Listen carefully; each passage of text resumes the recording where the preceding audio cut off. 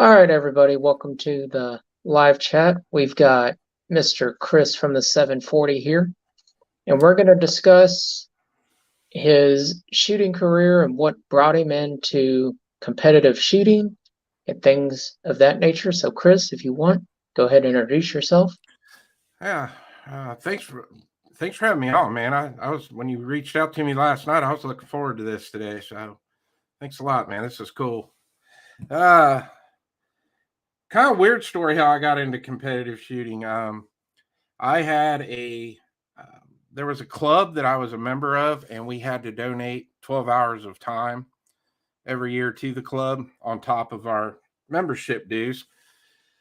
And there were guys that would come in there once a month and they did what they called UBR matches, which is Ultimate Bench Rest, kind of something similar to what you do. And I had uh, I had volunteered to be a target runner for those guys. So basically, I would ride a John Deere Gator. I'd load up 8 targets, run them down to the 400-yard mark, hang them up, come back. After they would shoot them, I would go down, pick them back up, bring them up for the guys that were doing the scoring. And one of the guys that was doing the scoring there shot 3-gun, and he invited me to a match. And I was asking him about, what all gear I needed, and I had some of it, didn't have some of the other stuff I needed, and but he was willing to let me borrow, what I didn't have. And so I come back out a couple weeks later, shot a 3-gun match with him. I enjoyed it. It was pretty fun. And while I was at that match, I ended up meeting my best friend Keith, and he shot all kinds of different disciplines. He was shooting pistol leagues, he was shooting steel challenge and falling steel and USPSA and IDPA, and he invited me to a falling steel match, and it was in a town called Piqua, a couple hours west of me. Drove over there, really, really liked it. More so than 3-gun. I told him I really enjoyed it. I wanted to go back and do that again. And he said, well, next week they're going to have a USPSA match there. So he asked me, he said, do you want to come over and shoot that with me? I said, sure. So I rode back over there with him then the following weekend. And once I shot USPSA, that was it. That was what I chose to stick with. I enjoyed it. Shot my first couple matches, carry optics. Didn't even know about the PCC division. I didn't know anything about USPSA. And the second match I shot over there, a guy came up and he was shooting a 9mm carbine. And I'm like, what's that guy doing? Is that legal? And he's like, yeah, it's called the PCC division. And I'm like, well, I want to do that. I don't want to shoot handguns anymore. So I ended up getting my first PCC, and that was all she wrote. Here, I don't know, 50 matches later, I guess, I'm still shooting PCC. Reloading from the hot pot says USPSA rocks, and I'll agree with him. 3-gun's definitely a young man's game. I still run it now. It's because of some of the contracts I have. I just have to fulfill them, and it's definitely a young man's game. I feel it every day when we're running a 2-day match. Yeah. And running 31 stages of sprinting here and there, and it's like, ugh, too old for this stuff. Yeah, and I think for me, it kind of started to almost feel like work. Like you had to pack so much gear. Like with USPSA match, I grabbed my rifle, I grabbed my belt, my mag carriers, and my mags. And with 3-gun, it was like, okay, now I gotta get my AR. I gotta get my AR mag carriers. I gotta get my AR mags. I gotta load up 223. Now I gotta grab my shotgun, and I gotta grab my shotgun shell rig for my belt and all my shells. And then same thing with the handgun. And it just I don't know. I just didn't like having to pack all that gear to a match. But I'm not saying I'll never do it again. I probably will. Got all the stuff to do it. And I know Gene shoots a lot of 3-gun out there reloading from the hot pot. So I'm sure at some point him and I'll shoot a match together. I love 3-gun, man, but I'm with you. Like, there's a lot of gear, and you start adding 12-pound shotgun, 6-pound rifle, 3-pound pistol, then you got ammo on top of it. And let's face reality, 12 gun ammo is just, or 12 gauge ammo is just heavy. There's no nice way to put it. It's just heavy. And then you've got all your 223 and your pistol rounds. It gets heavy and it gets wearing you down. I mean, it's the same thing with shooting these long range matches. And I mean, like my bag for my long range matches weighs 51 pounds and it's just full of sandbags. Right. And then my rifle is 31 pounds and that's 100 pounds right there almost, not including ammo. So you start throwing in ammo, it's every bit of it. But I think one of the other things that frustrated me so much with 3-gun too was the fact is the resetting. Like you would shoot a stage and then sit for an hour waiting to shoot another stage, or sometimes longer. I mean, I was at a match one time. I sat for 2 hours in between stages, and I can't sit still. I'm on the move, and I got to be on the go all the time. And I think that was one thing I liked about USPSA. It was so fluid in the resetting, being able to get done and get right back at it. So here's a good question from Tactical FUD. Do you or Gene ever take something like a portable reloading bench? No.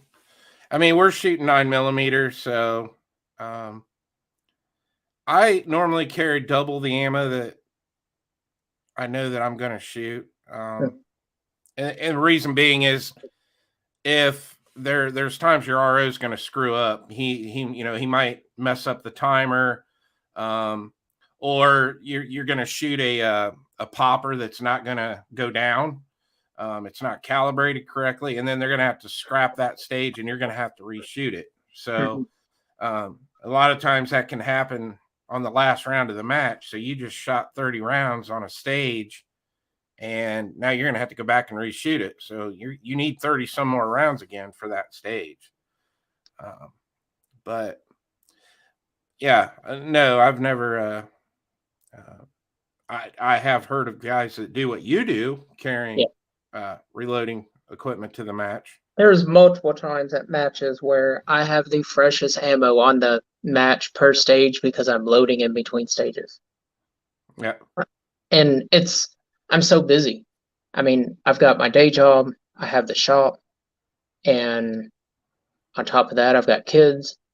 And so I'm always going, I'm always doing something.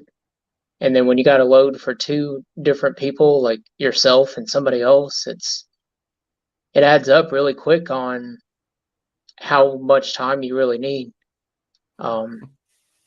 So Big Fish Little Boat, I'm not exactly sure who this guy is, but he asks, is a ZZ top beard required for 3-gun?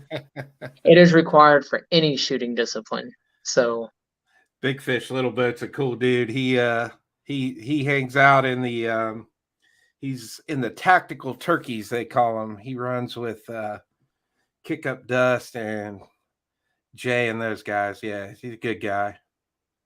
So yeah, he was on my stream last week with Paramount Tactical, and he asked, did we have to be a ginger to go to tactical classes? And I was like, Jesus Christ. But it's all good. But no, I get it. There's so much gear that's required. What gear do you think people should have or be on the top of the list of things that they need? Like, so I'm very guilty of running very cheap shotguns. I'm very guilty of it, and I will put them through the ringer. So I shoot for Century Arms, so Century imports Canic and TriStar. And so I've always ran TriStar, and a lot of people talk a lot of trash about TriStar and Canic and things like that, but we've had our disputes at matches where I've had gear go down and I'm like, yo, I need parts to fix this.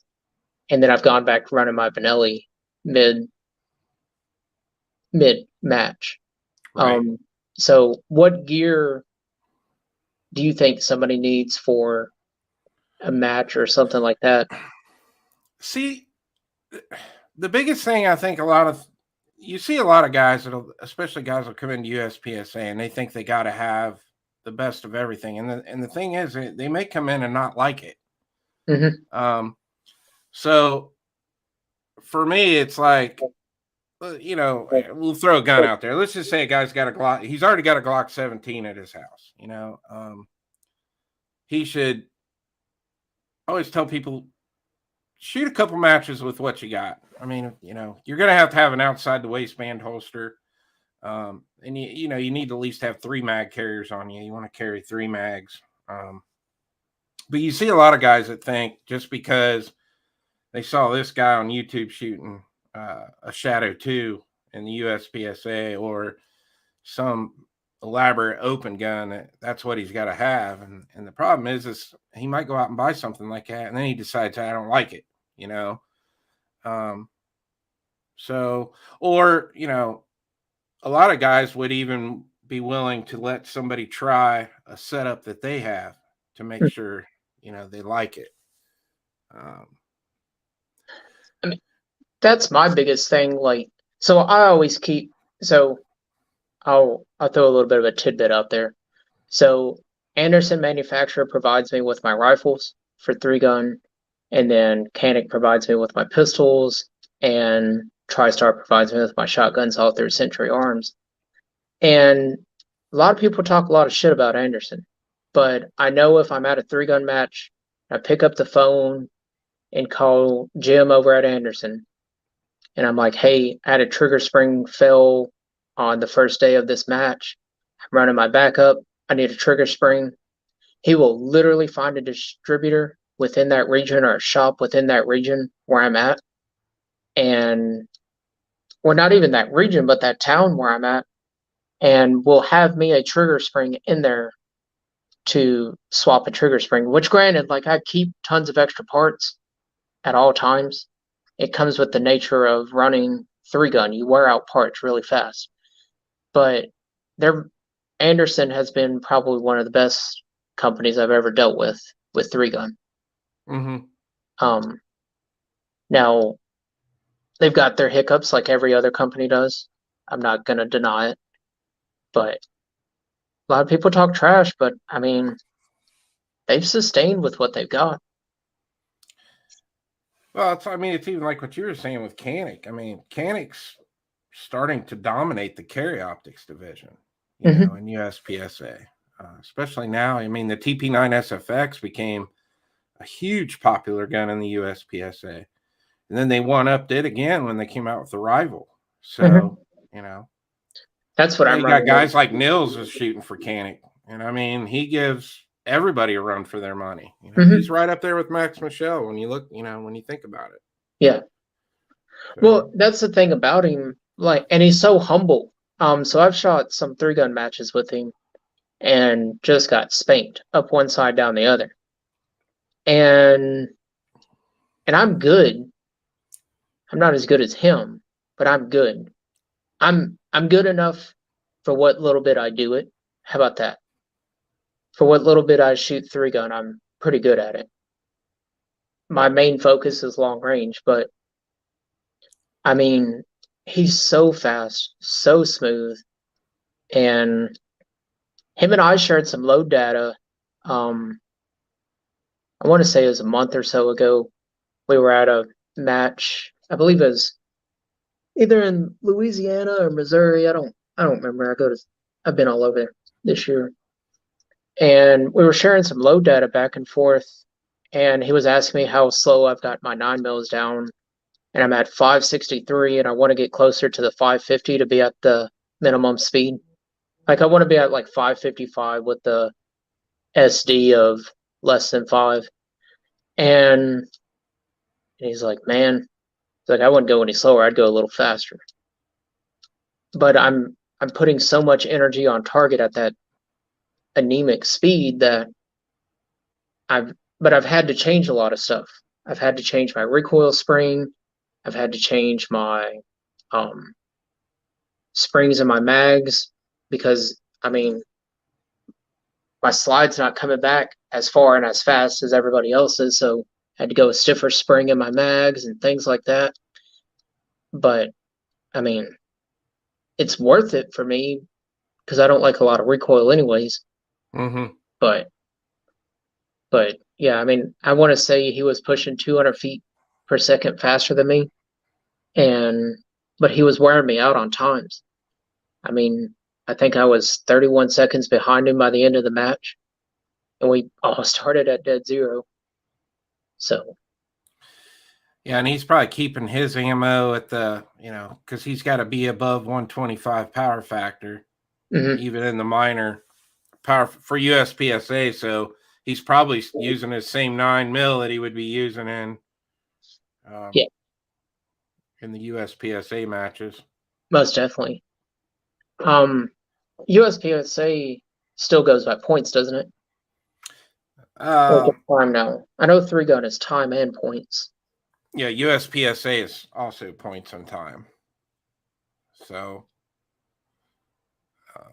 it's a weird, it's a weird thing to try to figure out, Yeah. I mean, that's what guys will ask me. We had a new shooter show up to a match a few weeks, probably maybe the second or third match I shot. And he was asking me, what should I do? Should I go for speed or should I go for accuracy? And I said, you probably want to start out shooting for accuracy. The speed will come. It's just, but yeah, there's something said for smooth is fast and fast is smooth. Yeah. I mean, if you can be slow and really smooth, yeah, you might not hit every target in your time, but I don't think USPSA is timed like how 3-gun is, where you only, let me rephrase that. National 3-gun matches where you have a time cutoff because you've got 200 shooters out there. You don't want somebody taking 10 minutes to clear a stage. Sure. Right. I mean, and that was going to bring me to my next point about like national stuff. National, you'd probably enjoy like national level stuff because you don't have to reset targets and shit like that. It's all on mechanical. Yeah. Mechanical and staff. And like as soon as you're done, either the mechanics are setting them back up or there's 15 staff members out there setting them up. So your setup in time like that in between shooters is anywhere from 30 seconds to a minute, and you're broken up into 10 shooter squads. So it makes it a lot faster. Right. You're talking huge facilities. It's not. Yeah, even if you shoot level 2 or level 3 matches in the USPSA, you're still resetting everything. Yeah. I mean, 2-gun's the same way. I mean, you're resetting everything. But, so what gear are you running this year? I've been running the same gear this year as I ran last year. I run a Ruger PC9. It's in a tandem cross chassis.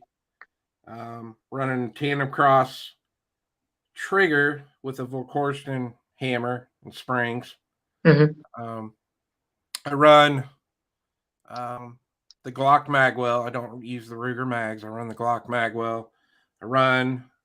I carry 2 33 round sticks on me, and then I have another 33 round stick with the MBX extension on it, which puts me up to 47 rounds. So that's my main. That's the nice thing in PCC. You don't have to change mags. Like, if you dump all 47 rounds in a stage and something's wrong, but I do carry like 3 33 round Glock mags with me. They got Taylor Freelance base pads on them just to give them a little more weight to fall out of my, so they fall fast out of my gun when I go to hit the mag release. I do carry those for like classifier stages and things like that where there's a required mag change. As far as my belt goes, I just run a Blade Tech belt with Code Evolution mag carriers that'll hold the 33 rounders. I run a Holosun 510C That's my main optic. I run an MBX comp, Mhm. and really that's it. I converted the rear out to run a Strike Industries um, buffer tube Mhm. and Strike Industries butt stock, and that's pretty much my gear as far as the gun and my mags go. Um, Glasses, I wear Hunter's HD Golds, and I use the Walker in-ear Yeah. ear protection. I don't like having over the ear on because I don't like the stock rubbing uh, on my Yeah. earmuffs. So I Yeah. use That inner ears. crackle. That Yeah, crackle, and you barely touch your stock, and it's like. yeah, and it's uncomfortable for me. Mhm. There's you shoot some pretty weird angles sometimes in Yeah. USPSA, so it's I like having everything in the ear so I don't have anything rubbing. So Well, it's the same in these long gun matches and these long range matches. So I wear double ears at all times that I can. Now, like, there's certain stages that you're just at such a weird angle that wearing double ears, like when you're having to lay prone and like you're laying prone, but your window is up here and you're having to shoot out of your window, but the requirements are you have to be prone or something like that. It's a little bit difficult wearing ear muffs, so that's why I always wear earplugs. But we also shoot off these things called, I mean, they're collets. Basically, they just call them pipes.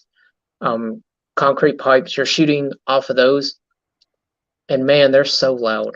I can't even explain to you how loud they are. I don't know if you've ever shot off pipes or anything like that, but they're just ungodly loud. And it's because it's hollow. I mean, the internals are hollow, and they're always like double or triple deep. So there's no way to get your muzzle brake past it. You're like always right in between one. And that that's sound just going in there, echoing right off of that pipe. oh dude, it's awful. I mean, I've been at a stage one time and I forgot to wear my double ears on pipes. And I mean, it blurred my vision. It was so damn loud. And I know that might sound really exaggerated, but I mean, just that concussive of just that. See, reloading from the hot pot knows what we're talking about. Shooting through pipes and next to them, and Oh it's yeah, all. Shooting from tires is even worse than shooting from any of it because that rubber, it vibrates with it, and that tone is totally different. But even tones bother me, like these new car exhausts where it's like that low uh muffler sound, like that low hum mm-hmm. bothers my eardrums. So I can't do weird sounds like that. It just bothers me. But um now what kind of stages are y'all running in PCC? Are you having to do like cover and concealment stages, or are you having to do um like um barricade stages, or is it kind of mix of both? We don't do the cover and conceal like they do in IDPA. So we just pretty much the deal with USPSA is when that timer goes off, you engage all those targets as they become visible. Hmm. So, but there's targets that it becomes a mind game because a lot of stuff gets hidden. So Hmm. you can look, you might have this corridor you're looking at on a 45, and you can hit 6 targets from there, but you're going to have to move down to be able to hit. Um, then you get in the ones where they're real wide and everything's staggered. So you've got an array of targets you can hit to your left, and then you're going to go to the right, and then you got to start hitting another array. So we call those the memory stages, and which Gotcha. are normally the ones that I screw up on the most. So at your matches, do they change up um the shooting order um like in between shooters? So like let's say you're you're charging 1, 3, and 5 first, then 2, 3, and 4, and then the next guy is doing, or you're doing All 1, right. 3, and So 5. when you start the match, the USPSA app kind of picks the first shooter. Mhm. So let's say you get picked first, then I'm second. Mhm. Okay. Then when we go to the second stage, I'm going to be the first shooter. You're going to be the last shooter. Yeah, so that's So how you're we'll do only it. ever going to have to, luck, depending on luck of the draw. If you got 12 guys on a squad and say 5 stages, 7 of those guys aren't going to have to be the first shooter on a stage. So that's what you're hoping for when you get there, because there's nothing worse than having to be the first guy to shoot a stage. Mhm. Well, that was gonna be my next question is what spot in the pack do you prefer to be? Do you prefer to be in like the middle of the pack where you're able to watch the people before you and watch the people after you, or do you prefer being towards the rear of the pack, front of the pack? So the first year that I shot, and I've only been, this is only my 3rd year doing this, but the first year I shot, my heart would sink when if I got picked first, because I'm Mhm. like, so, but what I've learned to do is I'm normally one of the very first guys to a match in the morning. Because normally all your USPSA matches are set up, their stages are actually set up the night before. Mhm. So I try to show up at least an hour early, and I Mhm. go walk every one of those stages. So I try to burn a blueprint into my head of how I'm going to shoot that stage. Now, does it always work? No. I mean, once you're doing live fire, things change sometimes. But Yeah. that's one of the biggest things that I learned was, and I've told people too, like that are starting out, like show up early and walk the stages. Walk through the stages, acting like you're shooting a handgun or you're shooting a rifle, but Mhm. walk through the stages, and it really does help. Um, So, here's a good question for Tactical FUD. Um, at your matches, on average, how many people are there, and how does it vary in between your local clubs and your larger regionals? um, it's like if we shoot, Gene might have to help me out with this one out in the side He chat. said he said this was a dumpster fire. You going up there and watching your stages first. Yeah, it can be. Some guys can, and it tends to help me a little bit. Normally, like if we shoot at Cardinal, which is a newer USPSA, they just started having matches this year. They sell out. Um, they try to keep your squads at around. They try to keep them at about 12 people. Hmm. Um, so let's say there, if you have 6 squads, you have 72 shooters there that day, because normally Hmm. it will sell out. Hmm. Um, I've been to local matches where only 20 guys show up. And they might have 4 squads. So you've got 5 guys on this squad, 5 on this, Hmm. and they'll take 2 squads and put them together, Hmm. because it's just going to be a pain for 5 guys to try to completely reset a stage. Yeah. So, but I keep seeing the popularity it's growing every year. And a lot of matches now, especially around here, there's wait lists to get in. So if there's a match you want to shoot, the day it becomes available on Practice Score, You better you sign up. better jump on and sign up, because especially like at Cardinal now, it's going to sell out. Well, that's one of the advantages of being a sponsored shooter too, is if so, well, yes and no. It has its advantages and disadvantages. But if I'm wanting to shoot a very specific 3-gun match and it's sold out, not every time, but typically like Defend the Border down in Oklahoma, that match is one of the matches I go to every year, no questions asked. I'm always at that match.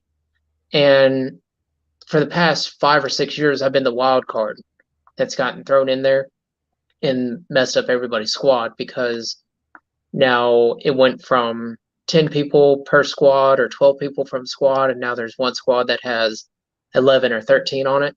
So it's the wild card. But that's one of the advantages of the sponsored shooter side of it.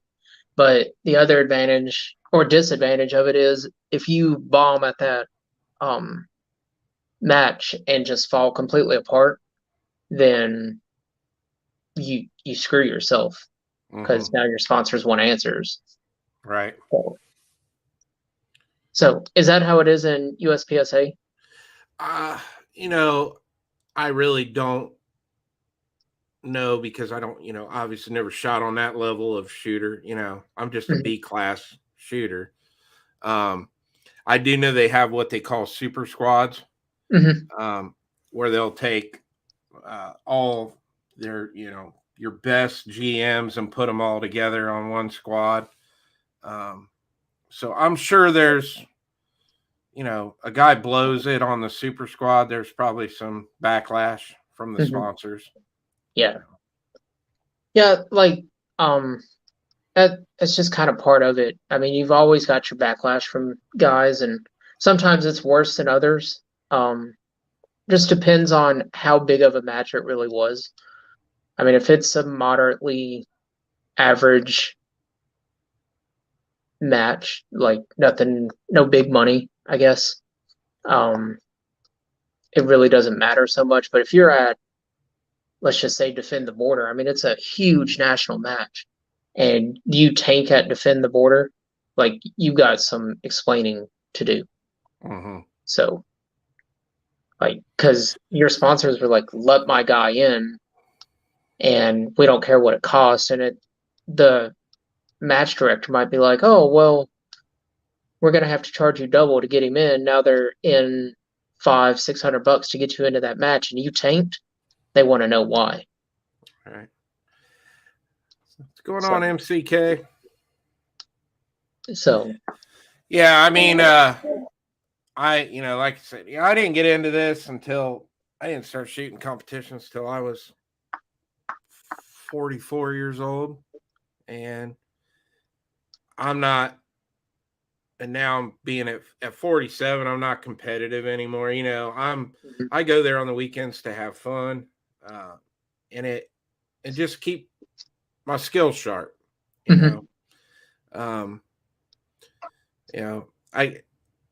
Last year I put a lot of pressure on myself because I was trying to get into. I wanted to make A class, and I ended up putting so much pressure on myself that I went backwards in B class. And so when I came into this year, I was like, I'm not going to do this anymore if I'm not having fun. And so now it's like I'm going there. I'm going to have fun, shoot the best that I can shoot, and if I end up making A class, that's great. Yeah. So I mean, I'm in the same boat with you. I mean, right behind me, right there's a national championship, and I honestly could care less about it. I mean, I really could care less about it. And I know that sounds really, I guess, arrogant for somebody to be like, I really don't care about it. But I mean, I go to have fun, and and the more I've done it, and take this for what it is, the more I've shot competitively, the less I generally care about shooting at that level. And I don't know how to explain it. Like, yeah, that plaque is cool and all, but who cares? You know what I mean? It doesn't define who I am. I just got really lucky and had a little bit of skills. But I mean, it is what it is. So I get it. Like, and there's times it feels like a second job, especially when you're gone 41 weekends out of a year and you still got to work and you still got kids and stuff like that. It's like, what is going on? Yeah, and I think, one of the biggest things that made me want to do it when I went to my first match and saw how things worked and how you're supposed to shoot, most people get into a habit. You get so used to just going to a gun range and standing in one spot and shooting a static target. Mm-hmm. And you see it every day. I mean, you go to your local range and you got 8 guys lined up down through there, and they're all just standing in one spot. And that's what intrigued me, was the fact that, okay, you're gonna engage 2 targets here, and you got to run as fast as you can to this spot and engage a couple more targets. You might have to get down prone and shoot through a port, or you got to push a door open either with your elbow, or kick one open with your foot and shoot in, on the other side of the door. That was what I guess was the biggest rush for me when I first started doing it, was because I was just used to just standing in one spot shooting at targets all the time. And it's, for me, it's great training. I mean, you're learning a lot, and you're putting a lot of pressure. There's a lot of pressure being put on you too, because you've got this RO standing behind you with a timer, and you're sitting there and you're on edge waiting to hear that buzzer go off and get those targets engaged. And so it kind of adds to the stress level of shooting too. It teaches you how to balance that. So, well, it's like this weekend, buddy of mine, we went to local club here, and I'm trying to get him involved in PRS, and I'm trying to get him to come shoot the gap grind with me as my am. And I don't know what was going through my head, but I couldn't hit 400 yards to save my life. And for some people, like, they're like, oh, well, that's no big deal. That's a pretty good ways. But when you're shooting at the level like yourself and myself are shooting, like, you missing at 400 yards, that's a big deal, because that's where all your matches are won in these long range matches, is at 400 yards. Between 350 and 500 is where the primary amount of your matches are won, are right there. Because you only shoot past 800 just a handful of times. Mm-hmm.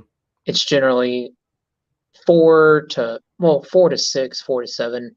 Like, you'll shoot a mover at 385, 425, stuff like that. But it's just like, what am I doing wrong right now? And I was so frustrated with myself, I just put my rifle back in the truck and I was done shooting.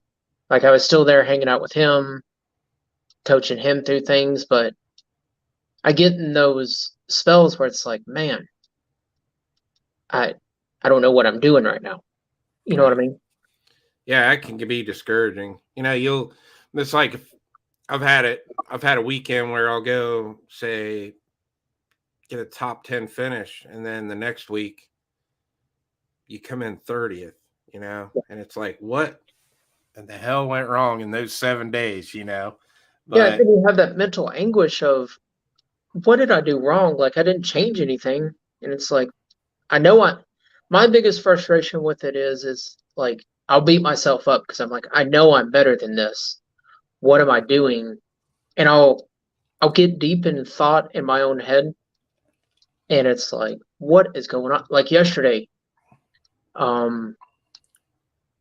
Lily was asking me, because I just stared off in space all day yesterday, and she was like, what in the hell is the matter with you? And I'm like, nothing, don't worry about it. Like, I'm trying to process in my brain what went wrong on Saturday while we were at the range. Like, why couldn't I engage this target and hit this target? It was a standard IPSC, and I couldn't hit it at 400 yards. I kept shooting low, then I shot high, then I shot left, then I shot right, and I was like, what is going on right now? Mm-hmm. Like, I was being hard on myself, and we all get like that. Yeah.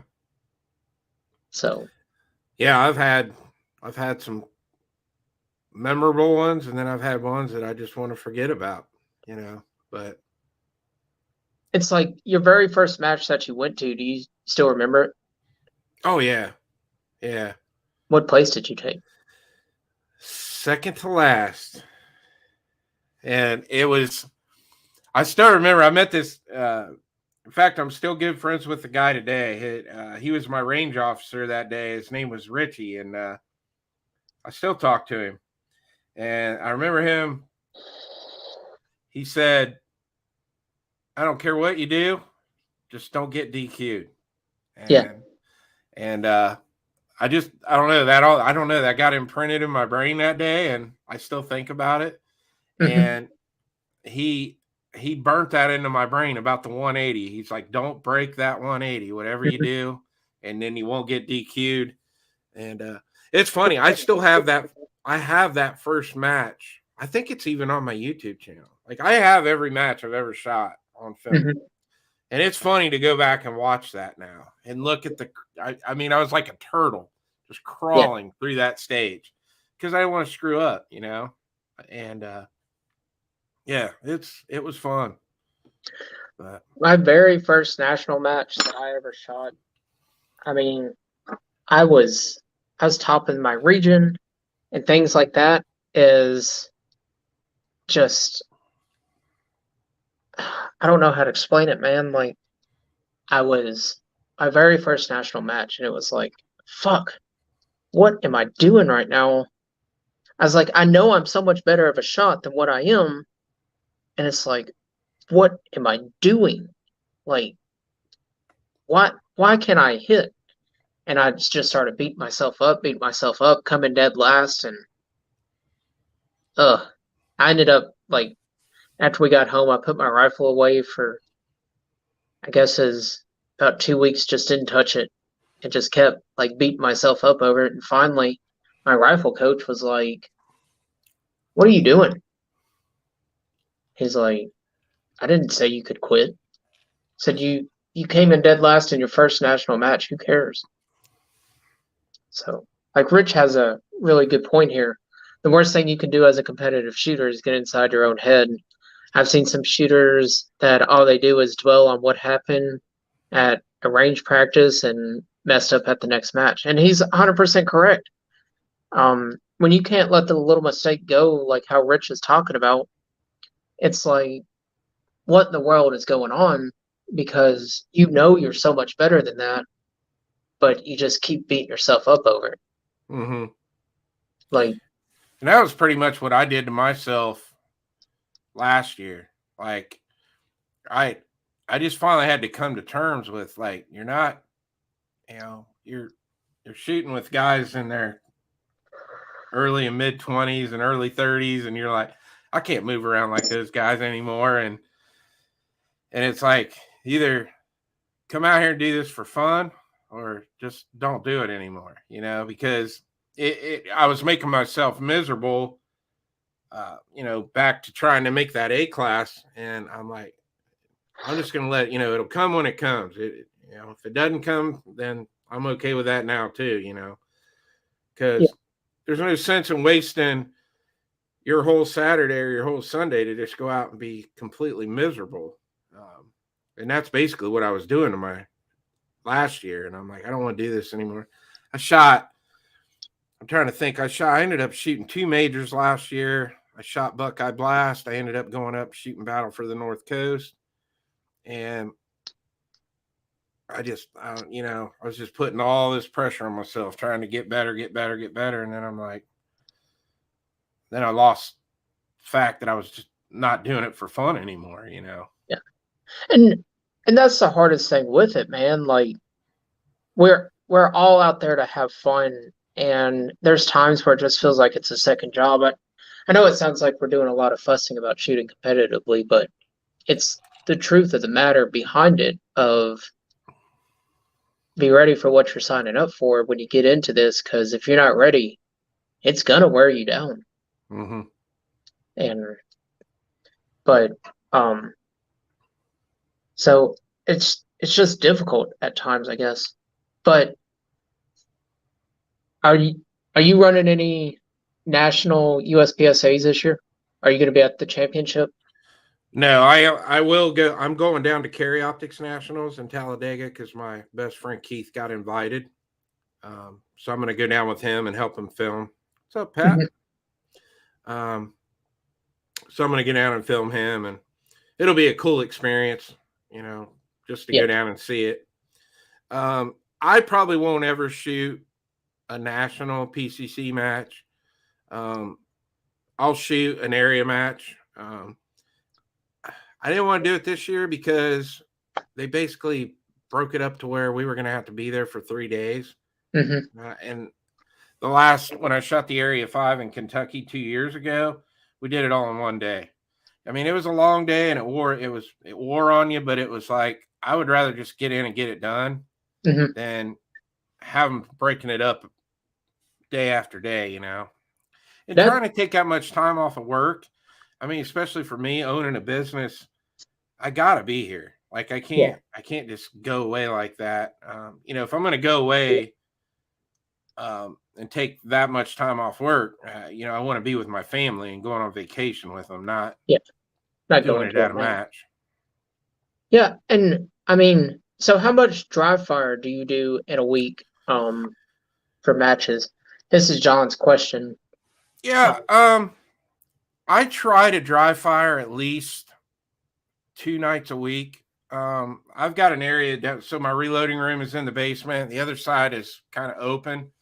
I've got some mats down there just so I'm not constantly slamming my mags on the concrete. But I've got some targets down there that I'll just make transitions, 2 trigger pulls, move here. But I do a lot of dry fire practice of mag changes. But yeah, I try to at least spend 15 to 20 minutes, every other night, every third night, Yeah. Probably should be doing it every night because it is dry fire is a are you using the super handy thing to have? Do you use the Mantis system or?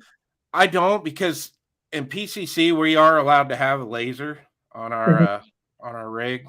So I just pretty much use my laser to point at the targets down there. Do you practice malfunctions like wrap tack bang? Oh yeah. What's your most common malfunction you found in PCC? Failure to feed. Failure to feed. Yeah. A lot of times what'll cause that is like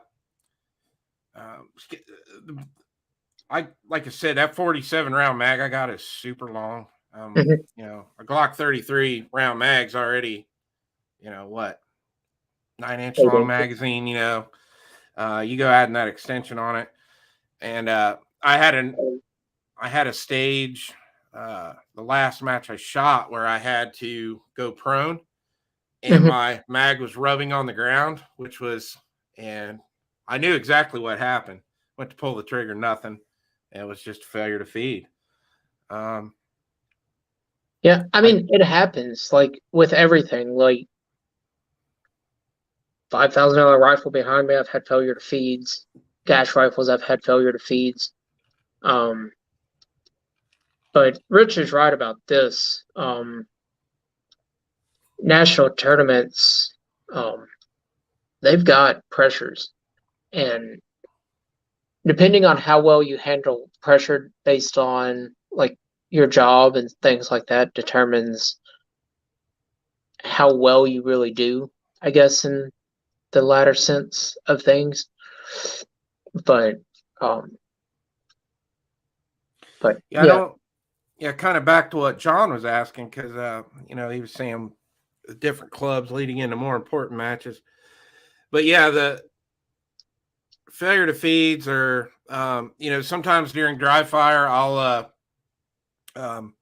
just simulate, take the mag out, fire a couple rounds, and then mock situation that I just had a failure to feed and rack that thing as fast as I can and get back on that target. My ammo I don't worry much about. I shoot basically the same exact recipe reload. for every match. So I don't worry about my ammo. I always use the exact same primer, the exact same powder. Bullets, I'll switch them up once in a while. Depending on what I can get my hands on, like I might run on a deal where I'll buy 5,000 berries bullets and run berries, or I'll order 5,000 Summit City bullets. But I always run a round nose. I always run 124 grain. I always run the same exact powder, same powder charge, same primers, just so I don't have to worry about my ammo. I got you. See, I always run flat nose 147s. But I'm shooting very anemic speeds. So for me, the flat nose feeds best in my pistol, and I'm running open tactical on my pistol. So one thing that we run into with PCC is there's not a whole. I'm not going to say there's nobody that runs 147, but we sometimes run into an issue where the shot timer has a hard time picking up our first shot on the PCCs. Our PCCs aren't very loud. I've only had that issue, I think, happen one time with the 124 grains.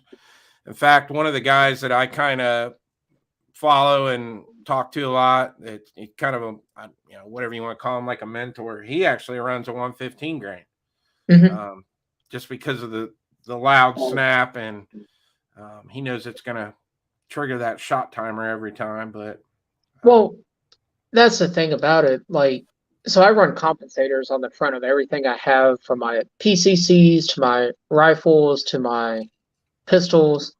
So that's kind of how I get around with running a super heavy projectiles, because I've got that compensator on there, and it makes it so much louder. I'm not going for quietness. I'm going for anemic recoil. Right. And it's a competition setting. Like, who cares how loud it is?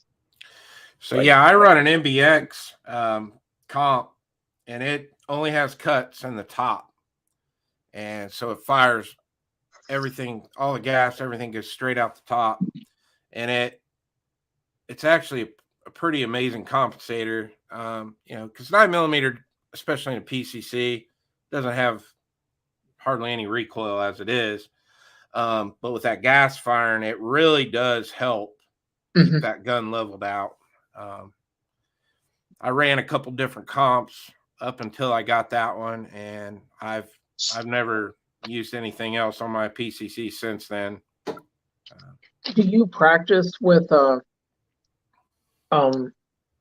so we all know reloading components are a little rough to find right now. Do you practice with 22 a lot, or do you generally practice with what you run at a match? No, I do have the CMMG conversion kit, so I can stick that in my ARs. Now, granted, my PCC and my ARs are completely different, but I do like running drills with an AR, and I'll normally run the CMMG kit and just run CCIs, standards in it. Yeah.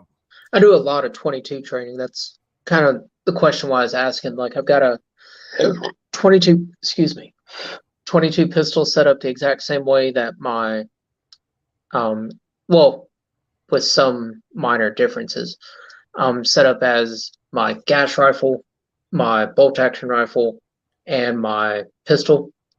They're set up the exact same, although they're not all the same brand. My pistols are, so obviously my Canic, and then I've got the Ruger LCP9, and I've put a threaded barrel on it, do a compensator on it to kind of add that extra weight, where the weight's kind of the same RMR optic on it.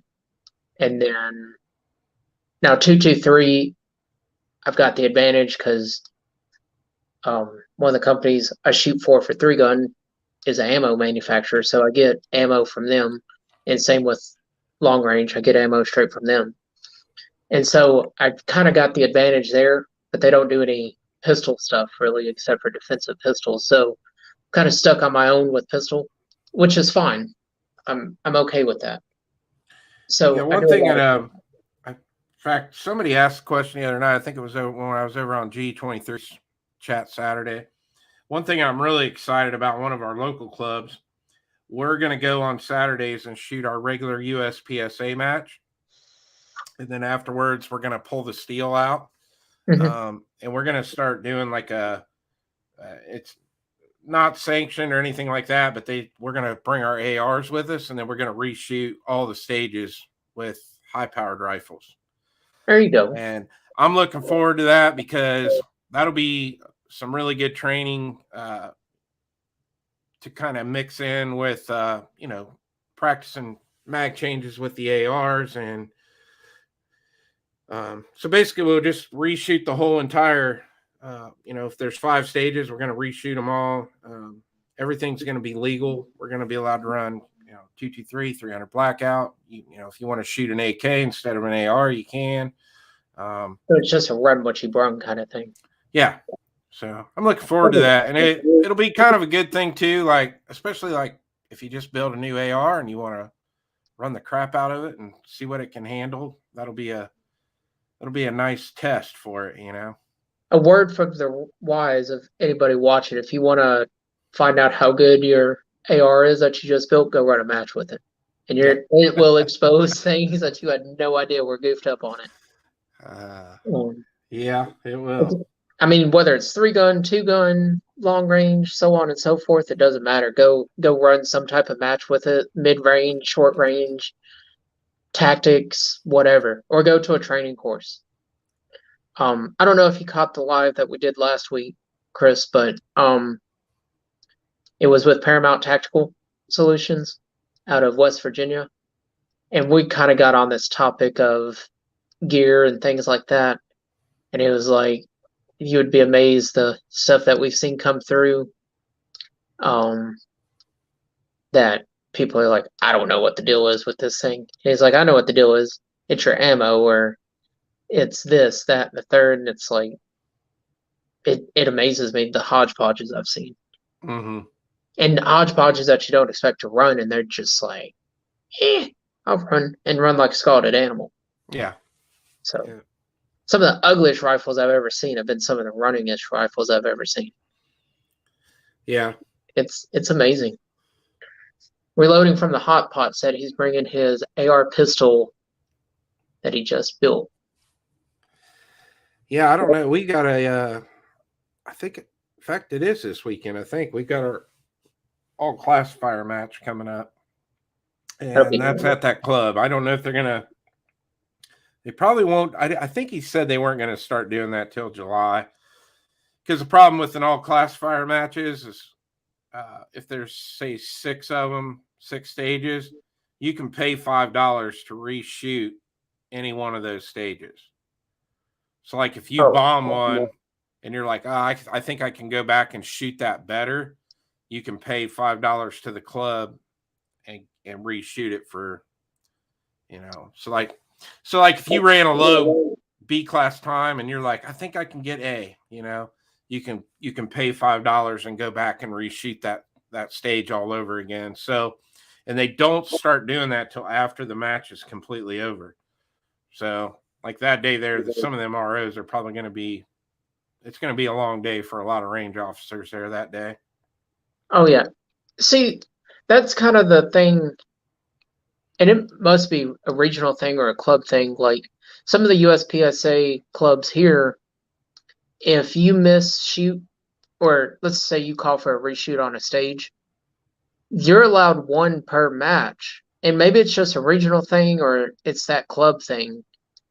But and you're exactly right. That's a rule for all your regular stages in the USPSA. You can file one, grievance on a stage saying, oh, well, that popper wasn't calibrated correctly or whatever. Yeah. But with classifiers, normally a USPSA match, let's just say you'll have 4 stages and a classifier. And then that classifier, you can pay to reshoot it. That's in the rule book at any USPSA match. Mhm. It's for you, not for like your overall time. It's Yeah. for a guy trying to, say, a new shooter trying to get out of D class and get into C class. Yeah.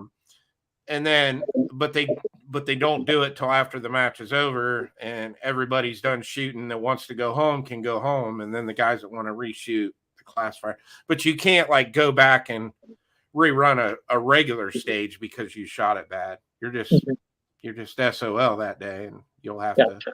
try again. Gotcha. Rich makes a good point here. Having worked on fixing computers in the past, it's the same thing. People would have a problem. You get to where you can spot it just by the brand of the component. I agree to disagree with that on some aspects, because some of these brands that have a bad rep, i.e. Anderson Manufacturing, I have had Daniel defenses fail just as fast as Anderson manufacturers have, and I've dealt with both of their customer services on said failed item, and both of them are phenomenal. They'll stand behind their stuff regardless of what type of rep they have. Mm-hmm.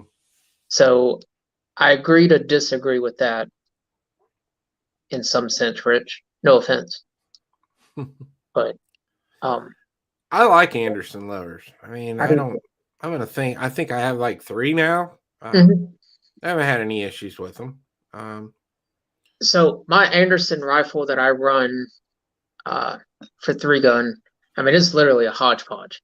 I mean, it's a bunch of different stuff just crammed together, and it runs like a scalded animal. It's ugly, but it runs.